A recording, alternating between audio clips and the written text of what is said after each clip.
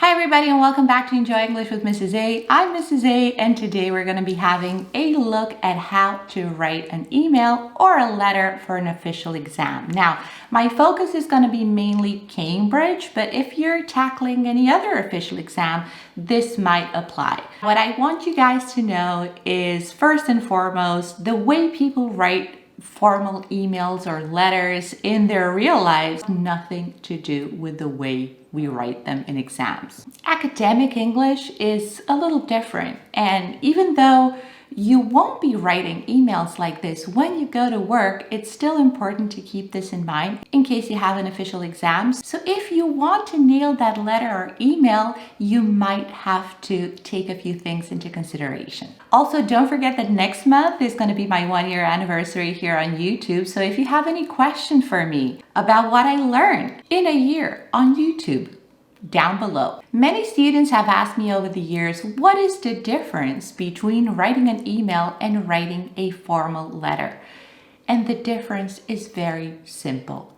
Length. That's it. There's no difference in style, there's no difference in structure, but while an email can be 3-4 paragraphs long, a letter is usually supposed to be a little longer. So the difference between writing an email and writing a formal letter, length. That is it. The structure is still the same and the same rules of formal writing apply. You should keep in mind that at a B1 level, they will usually ask you for an informal email. So having to write a formal letter or email is more popular for B2, C1, and C2. And the necessary number of words increases depending on the level. If for a B1, but attention here, if you're studying to get a B1, you're unlikely to be asked to write a formal email. If at a B1, your requirement is going to be to write 100 words, the word count grows exponentially depending on your level. For the FCE 140-190, CAE 220-260, CPE, proficiency, attention here, 280-320. If you have to write something longer, then it's going to be a letter. It's not going to be an email. However, the structure is the same. Now let's talk about what is allowed, what is not allowed, and what is limited within writing a formal letter or email. And let me just start by saying no contractions. Contractions are considered very informal, so we don't use them when we write anything formal. Instead of I can't, I cannot. Instead of I won't, I will not. And by all means, please avoid any sort of slang crossing your mind, okay? So, no I wanna, no I'm gonna, no I gotta go. Stay away from using slang because you do not want that. While phrasal verbs, what is a phrasal verb? A verb plus an adverb or a preposition that completely changes the meaning of your initial verb. So, get is another synonym of achieve when it's alone, but get up, get down, get out. All these mean something different. Phrasal verbs are considered quite informal, and I'm not saying that you shouldn't use any at all under any circumstances, because at the end of the day, they're popular, we use them, they come naturally to us. But an overuse of phrasal verbs is going to make that email or that letter sound incredibly informal. Instead of using phrasal verbs, try to learn a few formal alternatives. For example, instead of ask for, request. So instead of saying, I want to ask for a report, you would say, I would like to request a report. And since we're getting down to business, no acronyms either. The acronym, as you well know, is an abbreviation of the letters that make up a set expression. ASAP, no, as soon as possible. LOL, OMG, WTF, no, absolutely not. And of course, a formal letter or email requires formal language. So you're going to have to look for the formal equivalents of the words you normally use. Instead of need, require, or instead of attach, enclose. All right, let's back it up because this is a question that I've been asked a lot. How do we know if we have to write a formal letter or email? Well, the answer is quite simple. If it's not an email intended for your family or friends, it's a formal email. I'm telling you this because a couple of years ago, the request in the Cambridge exam was like, write an email to your personal secretary, blah, blah, blah. And my students all went and said and invented names. Dear Jane. And they thought just because it was somebody's personal secretary, the relationship they would have is informal. And it's just not the case, not in academic writing. Sometimes you won't even get the name. But if you need to come up with a name, make sure it's always Dear Mrs., Mr., Miss, surname. Never start with Dear Jane. That is incredibly informal. You should never do that. You should always keep it pro. Let's have a look at the way we start our formal emails and letters. Dear Mr. Smith, comma. Pay close attention to this because that comma is incredibly important. Dear Sir, if you don't know the name of the person you're writing to, but you know that person is a man. Dear Madam, same but lady. Dear Sir or Madam, if you don't know who you're writing to. If you're writing to an institution, like a school, for example, you would always say, in attention to happy hour. Ooh. Do you hear that? That's a birdie, I think.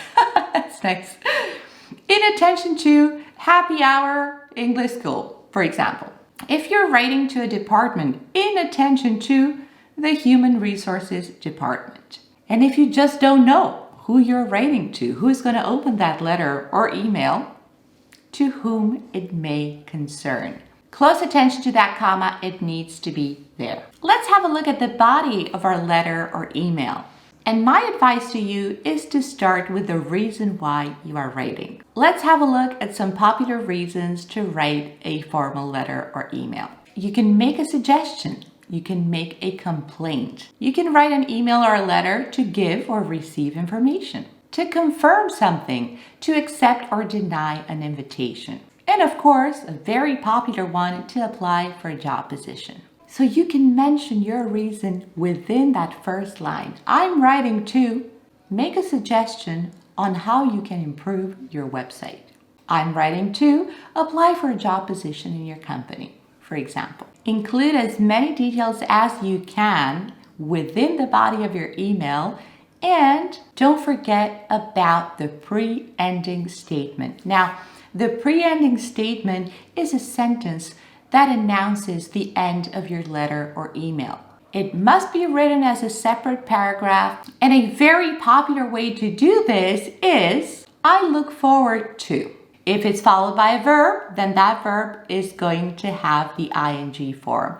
Like for example, I look forward to hearing from you. Or I look forward to meeting you next week. Now, I know many students have asked me this every time I give them the pre-ending statement. And you've heard me saying this many times over and over again. When we have to, we normally have the verb in infinitive. To work.